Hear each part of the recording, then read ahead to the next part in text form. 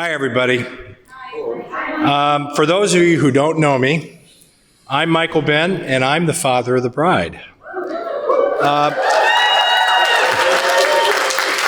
On behalf of my family, I'd like to welcome you here today, and I'd especially like to welcome Eric Osinski's family and friends today as well. Eric's a wonderful young man whom I have had the pleasure to get to know over those 8 years, and really since college, and as long as he and Jennifer have been together. And I can't think of anybody who'd make a better partner for my daughter. Microphone off. Yes, thanks again. I'd also like to thank my wife, Susan, for that pointer. But more importantly, I'd like to thank her for enduring a very challenging pregnancy back in 1994. This day is a special day for both of us, but more significantly, we were blessed back on September 20th, 1994. On that day, I was introduced to my daughter, Jennifer Jean. Given that my daughter was born premature and was about 3 pounds at birth, I don't know if I was really prepared for everything that came with it. But I rose to the challenge. My only experience up to that point was parenting a roughly 6-year-old boy named Mark, which turned out to be a bigger challenge.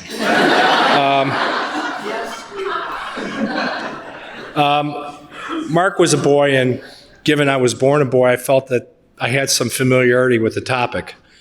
Time would tell that was a challenge as well. We were fortunate that little girl grew, and we had a lot of help raising her. Many of those people are in this room, and we thank them very much. Now I have 2 sisters in the room, and I thought being raised with sisters would help me get some insight into raising a young daughter. And I found out that didn't give me much help there either.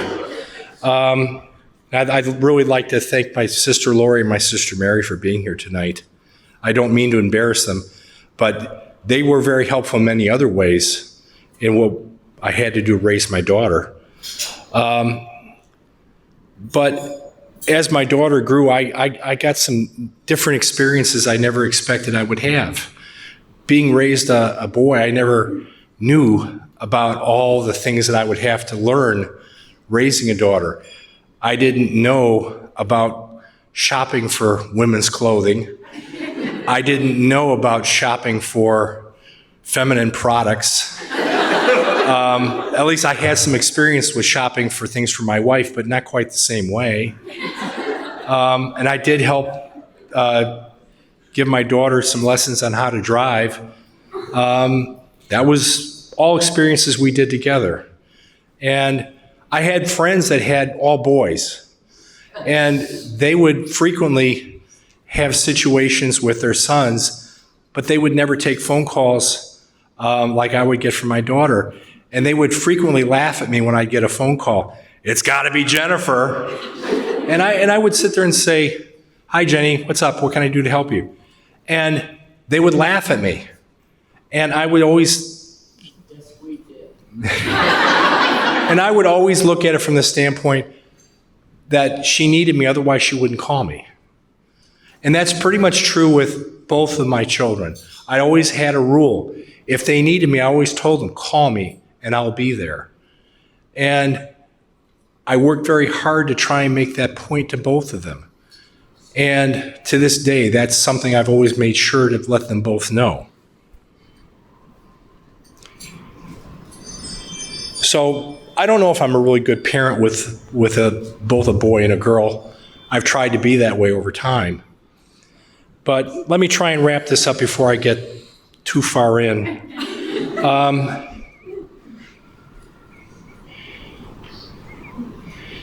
Eric, you've been on a road with Jennifer since college. Sue and I have been on a road with her probably a little bit longer. But you know what? Both of you are likely to be on the road together much longer than us. And I think that's how life should be. But just remember, both of you, if you need us, and we're able, call us and we'll be there. Hi, everyone. I'm Eric's Aunt Debbie, and I have the honor today of saying a few words about my handsome nephew and his beautiful new wife. First and foremost, on behalf of our family, I'd like you all to know how grateful we are that you've all traveled from near and far, and we're just very grateful that so many of you have gone out of your way to be here to celebrate Eric and Jen. Sorry, a little nervous. It really warms our hearts to see how many wonderful people they have surrounding them and supporting them. Eric, as I watch you today, I'm overwhelmed with emotions. Sorry. I'm standing here looking at a grown-ass man. But in my mind, you're still the little boy who I carried around on my hip and who gave his mother a hard time about going to school. It really does seem like just yesterday that you were running around the house in diapers. And now you're a married man with even a gray hair or two. Shh, nobody's supposed to know that. Eric, you are kind, intelligent, patient, remarkable man. I could go on, but there really aren't enough words to express, how proud we are of you now and always. Some of you may find it surprising that Eric was very much the introvert when he was younger. He was the definition of the computer nerd who was content to, not surprising that IT is his profession, huh? He was content to sit in his room playing video games, only coming out when he was hungry looking for food. For those of you who are familiar with Eric's raised eyebrow, you want to show that?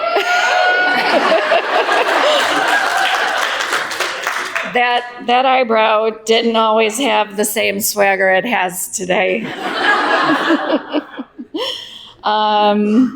Going away to college was really a turning point in Eric's life in more ways than one. He finally learned how to do laundry.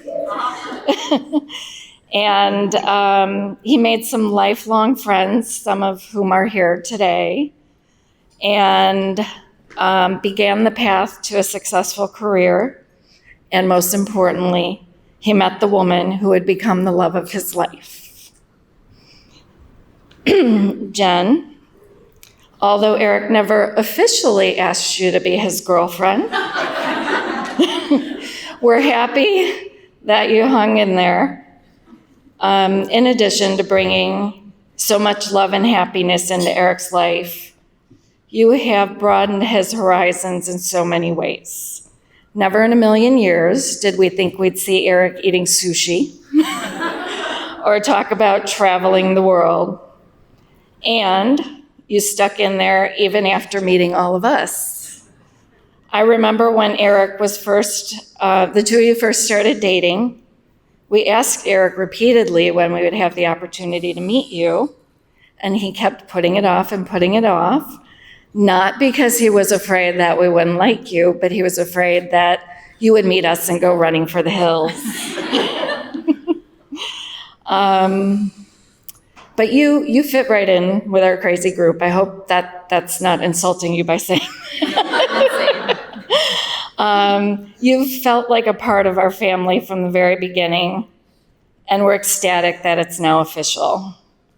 Your parents raised a wonderful young woman in every way, and we couldn't wish for a better life partner for Eric. We're overjoyed to celebrate with you both as you marry your best friend and begin the next chapter of your lives. And we're honored to share not only in this special day, but also in your lives together. We're here to support you every step of the way. And lastly, since we're in the happiest place on earth, I couldn't wrap up my little speech without at least one Disney movie quote. Eric and Jen, to face the future with another who means more than any other is to be loved. Everyone, please raise your glasses and an eyebrow and join us in wishing Eric and Jen a lifetime of happiness, laughter, joy, and more love than their hearts can hold. We love you both so much. Cheers. Take the mic from you. You go back there and get your picture, okay?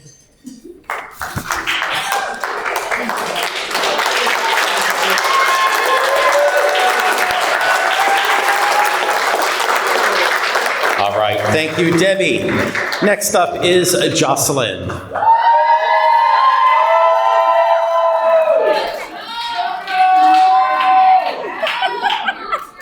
Be careful stepping down, and you be careful going up. Once you get up there, you can set your glass down there. Okay? Yeah, we're gonna need that.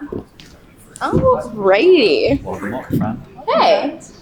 So good to see you. Thanks. Great to see you. Hi, everybody.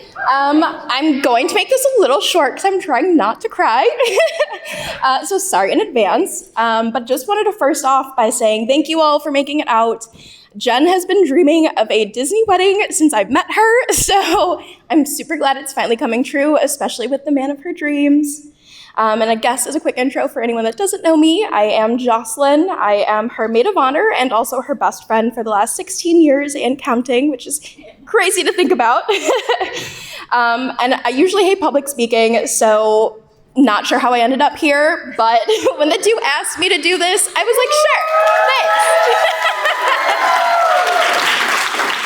Thanks. I feel like I do kind of owe them because they went dumpster diving for me a few months ago, so thank you both for that. Still kind of traumatized. Yeah, so anyway, Jen and I met back in 8th grade. A friend of ours told me that he had a crush on this girl at school, and because I don't know how to mind my business, I obviously had to find out who she was. And after some prying, he told me this was this girl named Jen Ben. Obviously, I thought it was kind of fake, not gonna lie. I mean, who has a friend named Jen Ben? And I also thought I was really popular, so I thought I kind of knew everybody. That was not the case. But lunch the next day, I found her, didn't even introduce myself, just walked up to her, told her, hey, this guy has a crush on you, and we've been kind of inseparable ever since. So we were forced to part ways during high school, but that never really stopped us from hanging out all the time or calling or messaging because texting was not free back then.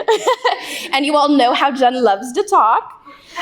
So when it was time for us to decide to go to school, we decided, not even second guessing, that we were going to go to ISU together and then we were going to room together. A lot of people did not think we were going to make it out, but we did. Yeah.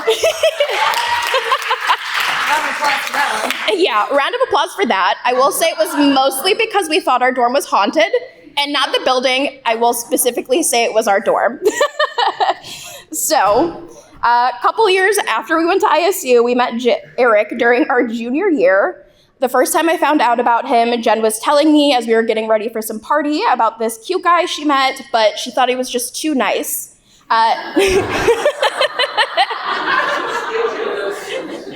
He was a frat boy and a nice guy, and those two don't usually work well together, so we were a little suspicious, but it's okay. Obviously, it worked out well.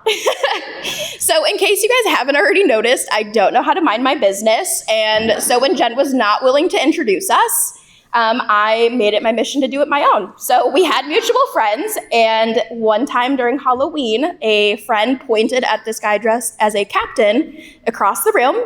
I immediately knew it was Eric, and again, without even introducing myself, I said, hey, do you know this girl named Jen Ben? He gave me a really weird look, probably thinking, like, who the hell is this chick? Do I need to answer? And I like to think that's when we became best friends, too. That was the day I officially became the third wheel, and I Honestly, could not have asked for anything better. This is usually the part of the speech where I'd want to get a little cheesy, but again, I'm trying not to cry, so I'll cut it short. I don't think anyone really needs to explain or show you how much these two love each other. I mean, we're obviously all here from everywhere to come celebrate with them. So Beth already asked if we can feel the love, but I think we can spread it a little bit more. So let's raise a glass and celebrate to our favorite couple. Yay. So to Jen and Eric, thank you all for coming.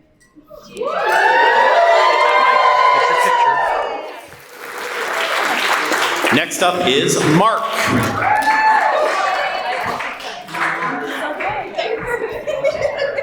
Be careful stepping down. We got it. All right, Mark, you know the rules, right? Hold it up close, get your picture when you're done. Me, champ. There you go. Let me see that mic. All right, ladies and gentlemen, I think we've learned that everybody here likes to talk, but I like to talk more than everybody else. So, I was asked originally to do today's nuptials, but then I said, you're crazy, nobody should give me a mic that long, but I know somebody who could handle the task really, really well. So before I get into my speech, I want to give one more shout out to my beautiful bride for how wonderful she did today.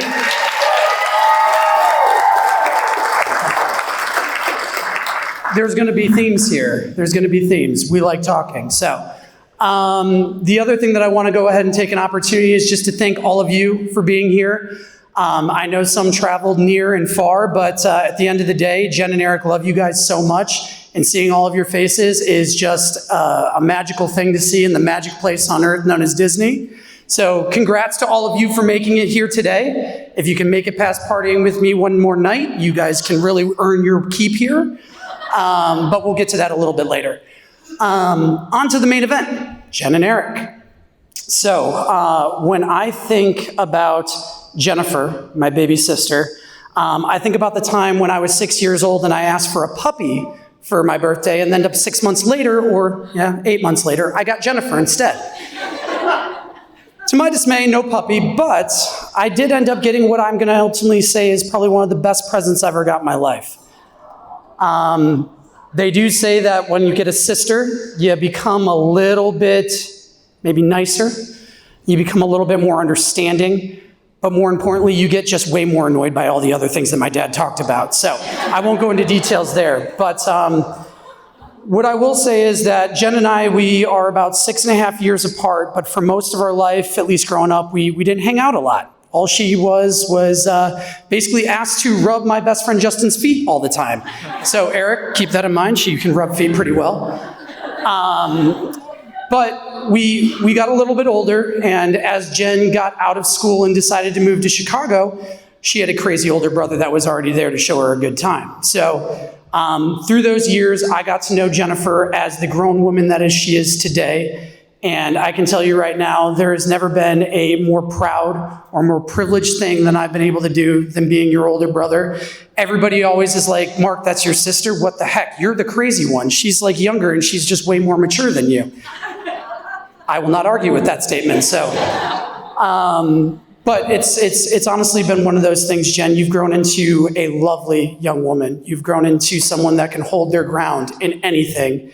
And I just want to let you know I'm so proud and privileged again to be called your older brother.